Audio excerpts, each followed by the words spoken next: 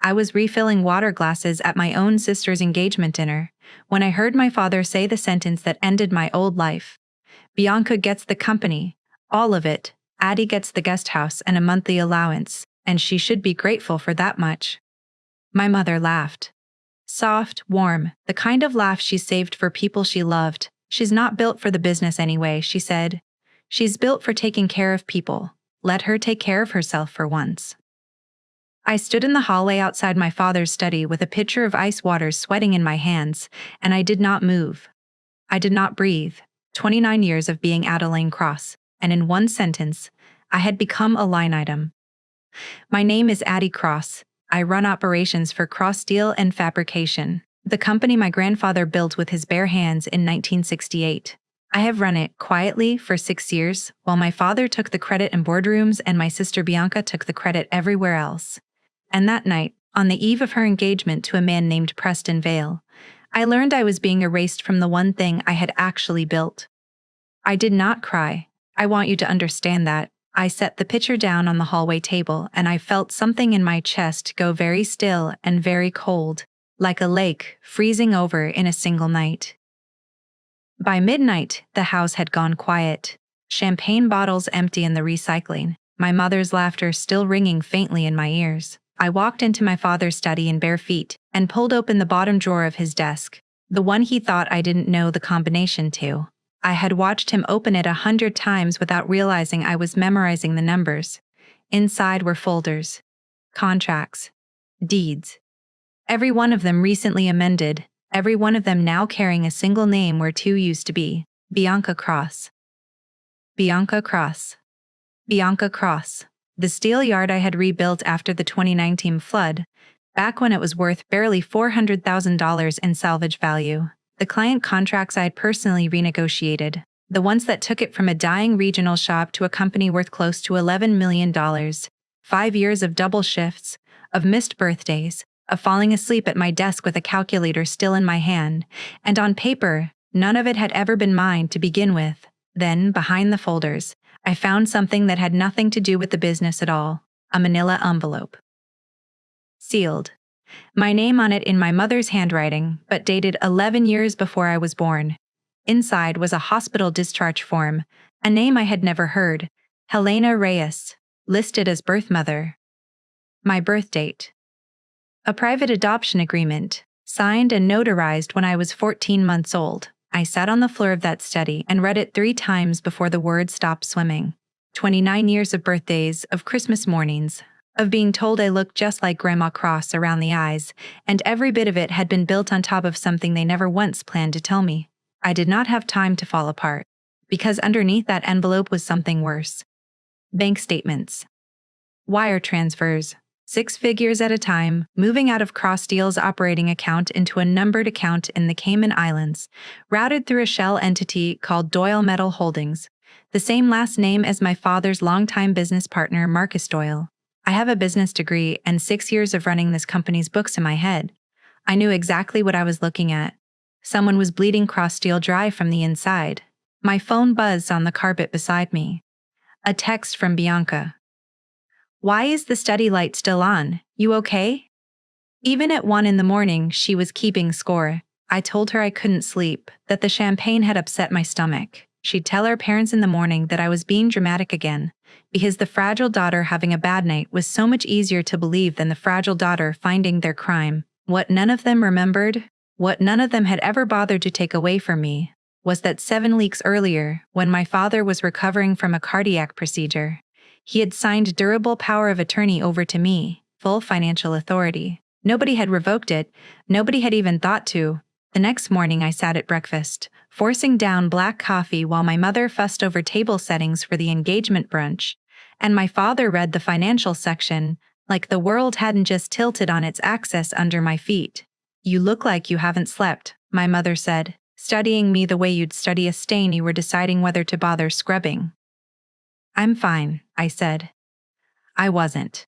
I was already somewhere else, tracing account numbers in my head, memorizing dates, preparing for a war they had no idea had already started. At the office, I logged into the financial system using access nobody had thought to strip from me. What I found turned my stomach. Over the past 14 months, invoices from 3 major clients had been quietly padded, the overage wired offshore.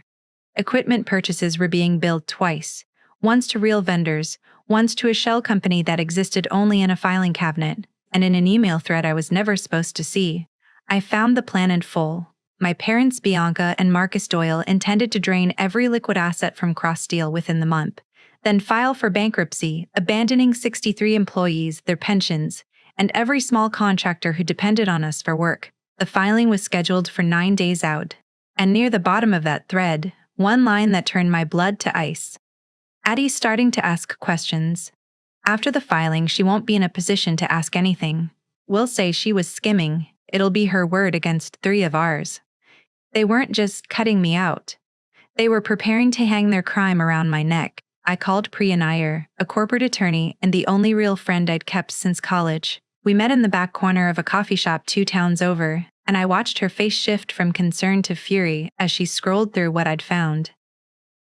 "Addie, this is federal wire fraud," she said. "They're looking at real prison time." She looked up at me. "But you're holding something powerful. That power of attorney. Used the right way, it's a shield. We move the liquid assets into a protective trust before they can touch them.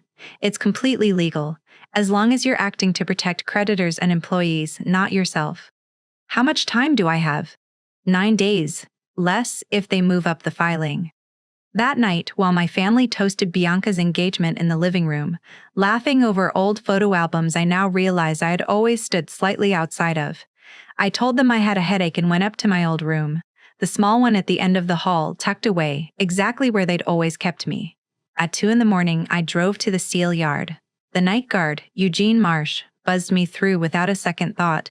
The same trust my own family had never once extended me, freely given by a man working overnight shifts to cover his daughter's insulin. For the next 4 hours, I moved $2,800,000 into a newly created trust, the Cross Employee Protection Fund. Every transfer documented, every dollar traceable, entirely within my legal authority. Then I accelerated every payment owed to our small subcontractors, so that if the company did collapse, it wouldn't take innocent businesses down with it. Near dawn, Eugene knocked on my office door with 2 cups of gas station coffee. "There's talk the company's in trouble," he admitted quietly. "My pension, is that safe?"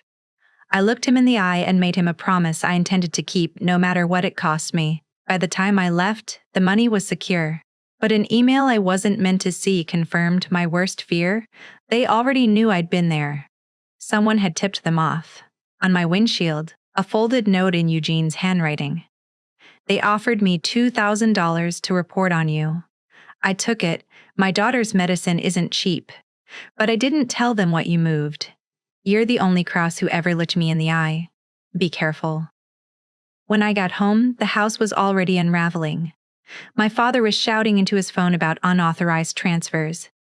My mother sat pale at her laptop. Bianca stood by the window, typing frantically, her hands shaking. "We need to talk," my father said, "about your little visit to the yard last night." "Yes," I said, setting down my bag. "We do." For the first time in 29 years, I wasn't the grateful daughter, the quiet operations manager, the fragile one who couldn't be trusted with anything real. I was the woman who had just saved 63 families from ruin, and every one of them would soon know it. I laid it all out, the offshore transfers, the duplicate invoices, and then, almost as an afterthought, 11 phantom employees on payroll drawing full salaries into an account that traced directly back to Bianca. Her composed mask cracked. "I have no idea what you're talking about." Her voice betrayed her before she finished the sentence. That was when the doorbell rang. Preston Bale walked in with his briefcase, ready to threaten me with lawyers on the family's behalf, until I forwarded him the payroll records myself. I watched the color drain from his face as he read the number, $1,610,000 in fraudulent payroll. "I can't be part of this," he said, and walked out before the ring was even on Bianca's finger for good. Bianca turned on me the second the door shut. "You ruined everything," she hissed. Then, in her fury, she said the thing that made our parents go completely still. "I'm the real daughter. I deserve this. She's not even blood." My mother's face went white. My father's jaw locked. In her rage, Bianca had let something else slip, An affair with Marcus Doyle, going back years, the same man who'd helped orchestrate the entire scheme. Her phone rang. Marcus. The accounts are frozen, she whispered, hanging up in a panic. Someone reported the ghost employees. It's the FBI. I hadn't made that call. But I had a very good idea who had. That evening, 5 of my longest-serving colleagues, a foreman, an accountant, a project lead, 2 estimators, asked me to meet them at a diner across town. For months, they told me.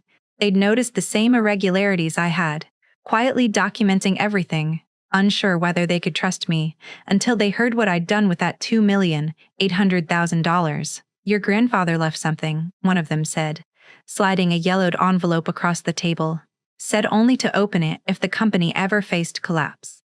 Inside was a letter in Walton Cross's shaking handwriting, along with a notarized codicil to the original company charter. In the event of bankruptcy proceedings, controlling ownership would transfer automatically, not by blood, but by service. Blood doesn't build a company, he'd written. Devotion does. Save our people. Combined with employee stock options I had written into the company's crisis provisions years earlier, we now had a real path to controlling interest, if we moved fast. That same week, I finally reached my birth mother's sister, a woman named Dorothy Reyes, 3 states away, who had been trying to find me for over a decade. When we met, she told me the truth my parents had buried for 28 years. Helena Reyes had refused a payout and a threat to disappear when she found out she was pregnant by a married man. She'd left town instead and died in a car accident 4 months later that was never properly investigated. An accident Dorothy had spent almost 3 decades quietly certain was no accident at all. They didn't just erase you from a will, Dorothy said, gripping my hand. They built their whole life on top of what they did to her. The truth kept surfacing after that, layer after layer. My parents attempted to leave the country and were stopped before boarding. My father, facing decades in prison, began cooperating with investigators, exposing a trail that reached far past our family, contractors, a county inspector, and a retired detective who had closed the case on Helena's death decades earlier in exchange for money that never stopped flowing. Bianca, facing her own charges and newly pregnant, eventually agreed to cooperate too. I built my whole identity on being the perfect daughter, she admitted through tears. The one honest conversation we ever had, and it still wasn't enough to make them love either of us the right way. I didn't abandon her. Whatever she'd done, a child was coming into the world with no say in any of it, and I wasn't going to let old wounds decide a new life. With my grandfather's shares, Dorothy's long-protected stock, and the employees' newly vested options combined, we secured controlling ownership of Crosssteel, not through revenge, but through what he'd actually asked for. 63 families kept their jobs. Every pension stayed intact. We rebuilt the company fully transparent, partly employee-owned, every contract open for anyone to see. It cost us. Old clients walked the moment our name hit the local news, but new ones came, drawn by the exact thing people said would sink us. Within 2 years, revenue had passed its original size and 3 other regional manufacturers had started studying how we did it. My father is still serving his sentence. My mother passed away 18 months later, but not before finally confirming the truth about Helena's death. A confession that reopened a case that had stayed cold for almost 30 years. Bianca served a reduced term for cooperating, and now runs our company's apprenticeship fund, the one we named for Helena. Full trade scholarships for the children of steel workers, the same trade that built the empire our family once tried to steal. I married Priya 3 years after that coffee shop meeting, in the courtyard of the steel yard my grandfather built with his own hands. I didn't save this company alone. Every employee who refused to look away, every stranger who chose honesty over comfort, saved it with me. That's the only thing I ever wanted anyone to take from this. Family isn't the name on your birth certificate, it's the people who show up when you have nothing left to offer them but the truth. If you were in my position, would you have done the same? Would you have risked your name, your history, your whole understanding of who your family was, just to protect the people who actually stood by you? Tell me in the comments what you would have done, and if this one got to you, send it to someone who needs the reminder. It's never too late to walk away from people who never truly chose you, and build a family with the ones who do.